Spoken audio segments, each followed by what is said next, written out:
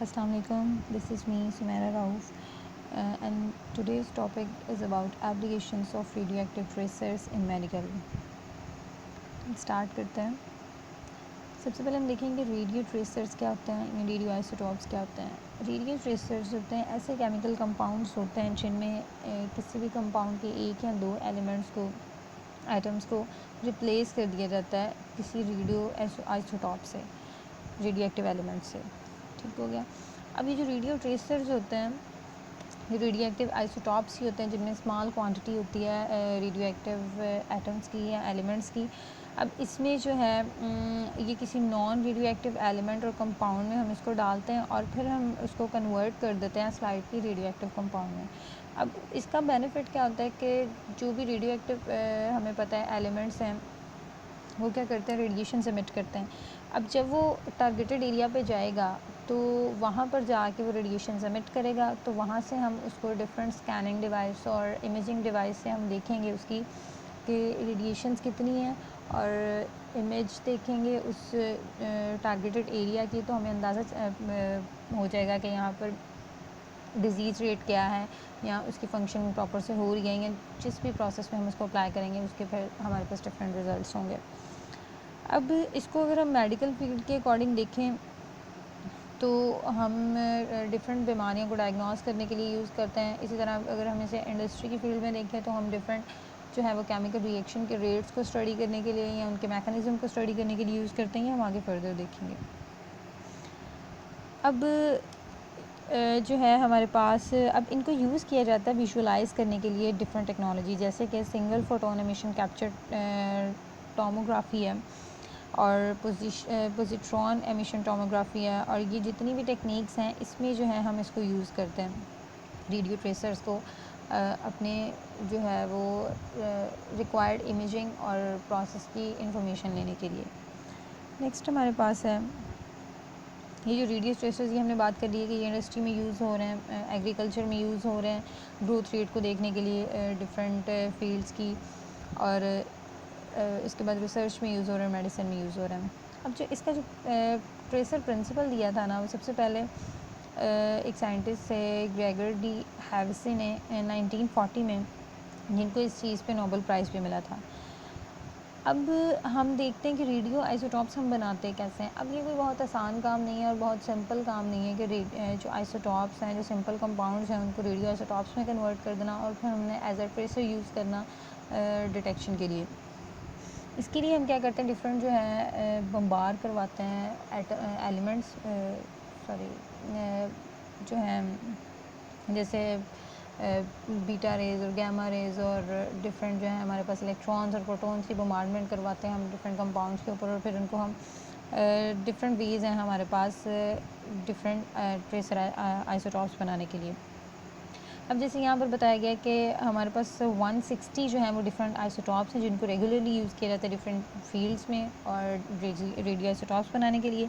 अब आइसोटॉप्स होते हैं वो प्रोड्यूस किए जाते हैं आइदर मीडियम और पार्टिकल एक्सेलरेटर्स के. हम जो पार्टिकल एक्सेलरेटर्स हैं उनसे हम अपने पार्टिकल को एक्सेलरेट करते हैं और फिर उनको बम्बार्ड करवाते हैं जिसमें हमने रेडियो आइसोटॉप्स को डालना होता है. अब मेडिसिन में इसका जो यूज़ है हमारे पास, या मेडिकल फील्ड में हमारे रेडियो आइसोटॉप रेडियो ट्रेसर जो है वो कैसे यूज़ हो रही हैं हम बारी बारी देखेंगे.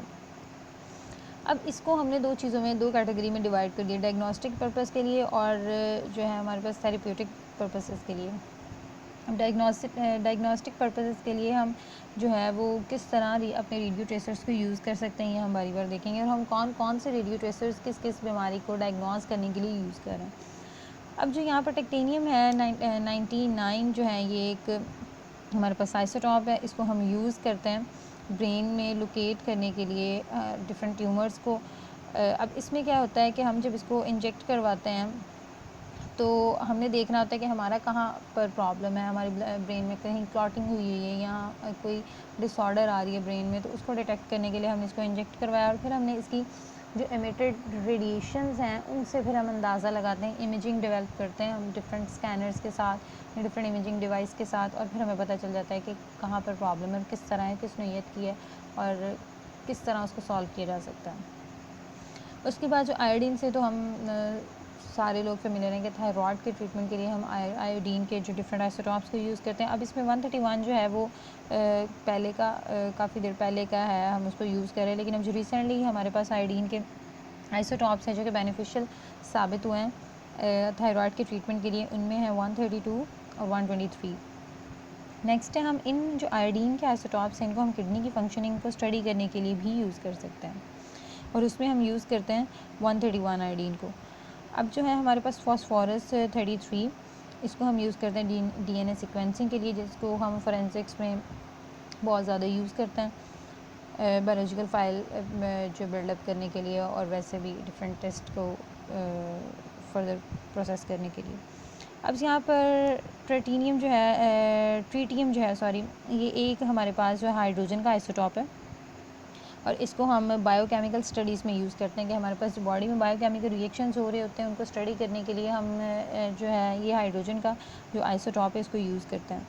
उसके बाद जो कार्बन 14 है ये यूज़ हो रहा है ऑर्गेनिक मॉलिक्यूल की मेटाबॉलिक पाथवेज को स्टडी करने के लिए। अब डिफरेंट जो है हमारे पास ऑर्गेनिक रिएक्शंस होते हैं, तो उनमें डिफरेंट पाथवेज होते हैं, जैसे SN1 SN2 E1 E2 elimination reaction, इस तरह। अब उनका हमने देखना होता है कि कौन सा रिएक्शन किस तरह जो है प्रोसीड हो रहा है, तो उसके लिए हम जो है कार्बन 14 को यूज़ करते हैं। उसके अलावा कार्बन 14 को हम फॉसिल्स की स्टडी के लिए भी यूज़ करते हैं प्लेंटोलॉजी में। नेक्स्ट हमारे पास है पॉजिट्रॉन एमिशन टोमोग्राफी। अब ये है क्या, ये एक ऐसी इमेजिंग टेक्निक है जिसको यूज़ किया जाता है जो कि रेडियो एक्टिव सब्सटेंसेस को यूज़ करती है, जिन्हें हम रेडियो ट्रेसर्स के नाम से जानते हैं। और वो क्या करते हैं कि विजुअलाइज़ करवाते हैं हमारे जब हम इनको इंजेक्ट करवाते हैं तो हमारे पास विजुअल इमेजेस आती हैं, जिनको हम जो है वो पॉजिट्रॉन एमिशन टोमोग्राफी कैमराज से हम देखते हैं, फिर हम स्टडी करते हैं। अब इसको यूज़ कर रहे हैं हम अपनी मेटाबॉलिक प्रोसेसेस में भी, फिजिकल एक्टिविटीज़ में भी, जिसमें ब्लड फ्लो हमने देखना होता है, रीजनल केमिकल कंपोजिशन देखनी होती है, एब्जॉर्प्शन वगैरह देखनी होती है। अब ये जो है एक बहुत प्रिसाइज और एक्यूरेट टेक्निक है ट्यूमर लोकेटिंग में। बॉडी में कहीं भी कोई ट्यूमर है तो उसको लोकेट करने के लिए हम इस टेक्निक को यूज़ कर सकते हैं। उसके बाद जो पॉजिट्रॉन एमिटिंग रेडियोन्यूक्लिड है ना, उसमें हम यूज़ कर सकते हैं नाइट्रोजन 13 को, ऑक्सीजन 15 को, फ्लोरीन 18 को। ये जो है मोस्टली यूज़ जो एटम्स रेडियो ट्रेसर्स हैं जो कि हम PET में यूज़ करते हैं। अब इनको क्या किया जाता है, इनको इंजेक्ट किया जाता है पेशेंट पे, और ये जाके जो टारगेटेड टिश्यू होते हैं, जो कि अफेक्टेड टिश्यू होते हैं, उनमें जाके एक्यूमुलेट कर जाती है।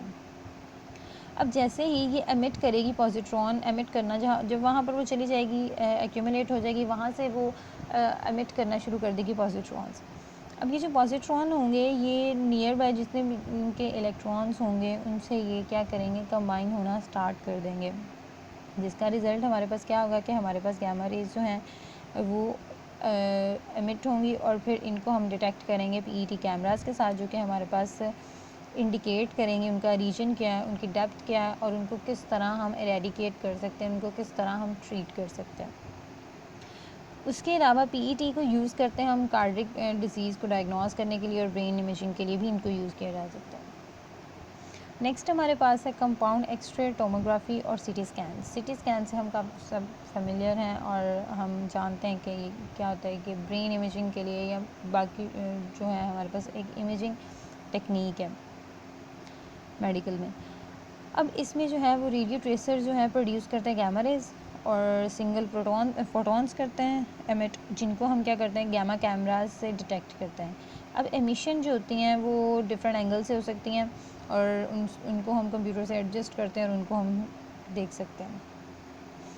उसके बाद CT स्कैन जो है वो टारगेट करता है specific areas of the body like the neck, chest, और जो डिफरेंट ऑर्गन्स हैं जैसे थायराइड वगैरह। नेक्स्ट हम चलते हैं थेरेप्यूटिक यूजेस पे। अब इसमें क्या होता है कि हमने देखना है कि हम कौन सा आइसोटॉप जो है वो, पहले तो हमने डायग्नोस की बात कर ली कि हम डायग्नोस कर रहे हैं, और कौन सा आइसोटॉप डायग्नोसिस के लिए हम यूज़ करते हैं। अब हम यहाँ बात करेंगे कि हम कैसे आइसोटॉप्स को डिज़ीज़ क्योर के लिए यूज़ करते हैं, और कौन सी बीमारी के लिए हम कौन सा आइसोटॉप्स जो है वो यूज़ कर सकते हैं। सबसे पहले हम कैंसर की बात करेंगे। हमारे पास जो कोबाल्ट 60 है, इसको कैंसर के ट्रीटमेंट के लिए यूज़ किया जाता है। अब बाज़ औक़ात क्या होता है कि हमारे पास वायर्स और सील्ड जो है नीडल्स होती हैं, जिनमें हमारे पास रेडियो एक्टिव हमारे आइसोटॉप्स या ट्रेसर्स होते हैं, जैसे कि इरीडियम 192 और इरीडियम 125। इनका क्या किया जाता है, इनको हम डायरेक्टली क्या करते हैं, कैंसरियस टिश्यू जो हैं वहाँ पर हम इंजेक्ट कर देते हैं। अब इसके नतीजे में होता क्या है कि ये जो रेडिएशन जो है वो एमिट करेंगे, रेडियो आइसोटॉप्स अटैक करेंगे ट्यूमर साइड पे, ठीक हो गया। और जब जब तक वो तब तक ये एक्टिव रहेंगे जब तक हम उनको वायर को हमारे टिश्यूज़ के अंदर ही रहती है तब तक। अब होगा क्या कि जब ट्रीटमेंट कंप्लीट हो जाएगा तो हम ये जो वायर्स होंगी या नीडल्स होंगी इनको हम रिमूव कर देंगे। अब इनको हम एक्टिवेट किस तरह करते हैं कि ये जो हमारे रेडियो ट्रेसर्स हैं ये नॉन एक्टिवेट स्टेट में ये अपना काम नहीं करते, इनको हम एक्टिवेट करवाना पड़ता है। अब इनको एक्टिवेट कैसे करेंगे, हम बीम ऑफ लाइट इन पे फॉल करवाएंगे। तो जो हमारा पास जो होगा इरीडियम होगा ना, वो अटैच कर जाएगा एल्ब्यूमिन के साथ। अब एल्ब्यूमिन क्या है, ये एक प्रोटीन होती है जो कि ब्लड में प्रेजेंट होती है। अब यहाँ पर होगा क्या कि ये जो एल्ब्यूमिन है ना, अब ये टर्न ऑन कर देगा ऑक्सीडाइजिंग स्पीशी को in the nuclei of the cancer cell के जो कैंसर के सेल्स होंगे उनके न्यूक्लियस में जो ऑक्सीडाइजिंग स्पीशी है ना, उनको एक्टिवेट कर देगा। अब ये जो स्पीशीज़ होती हैं ये क्या करेंगी, ये ऑक्सीजन के मॉलिक्यूल्स को ख़त्म करना शुरू कर देंगी और जो सेल होगा वो सेल्फ डिस्ट्रक्शन की तरफ चला जाएगा। अब ये वो कह रहे हैं कि एक बहुत बेहतरीन तरीका है कि हम लार्ज प्रोटीन जो होते हैं वो पेनिट्रेट कर जाते हैं कैंसरी सेल में और फिर वहाँ पर हम डिलीवर करते हैं इरीडियम प्रोटीन से कंबाइन करके, जो कि उनको ख़त्म कर देता है और हमारे पास एक्टिवेशन विद विजिबल लाइट। उसके बाद हमारे पास ये जो टेक्निक है ना, ये बहुत ज़्यादा यूज़ हो रही है in the treatment of mouth, breast, lung and uterine cancer को ट्रीट करने के लिए। उसके बाद जो हमारे पास आयोडीन 131 है, इसको हम यूज़ करते हैं थायराइड कैंसर के ट्रीटमेंट के लिए और उसकी प्रॉपर फंक्शनिंग को चेक करने के लिए। अब लास्ट पे हमारे पास है P32 फॉस्फोरस 32, इसको हम यूज़ करते हैं ट्रीट करने के लिए एक्सेस रेड ब्लड सेल्स की प्रोडक्शन के लिए इन द बोन मैरो। अब एक ऐसी कंडीशन होती है हमारे पास डिफरेंट काफ़ी सारी बीमारियाँ जैसे लुकीमिया, एनीमिया, ये जो है हमारे पास इन बीमारियों में क्या होता है कि ब्लड सेल जो है वो अच्छा, इसमें एक और बीमारी है पॉलीसाइथीमिया वगैरह। इसमें क्या होता है कि ये ब्लड कैंसर की टाइप है जिसमें बोन मैरो जो है वो बहुत ज़्यादा ब्लड आरबीसीज़ बनाना शुरू कर देता है। अब जब एक्सेस हो जाती है अमाउंट आरबीसीज़ की ब्लड में, तो ब्लड जो है वो थिक होना शुरू हो जाता है, जिसकी वजह से इसका जो ब्लड फ्लो का रेट जो है वो स्लो हो जाता है और उसकी वजह से हमारे पास बहुत सारी बीमारियाँ जन्म लेती हैं, जिनमें हमारे पास ब्लड क्लॉट और हाइपरटेंशन और इस तरह की बहुत सारी बीमारियां जो हैं वो स्टार्ट हो जाती हैं। नेक्स्ट है यहाँ पर एक टेबल अटैच किया मैंने, जिसमें जो है वो और काफ़ी सारे जो रेडियो आइसोटॉप्स हैं उनके नेम बताए, उनके नंबर बताए हुए हैं और उनके यूजेस बताए हुए हैं। तो थैंक यू सो मच।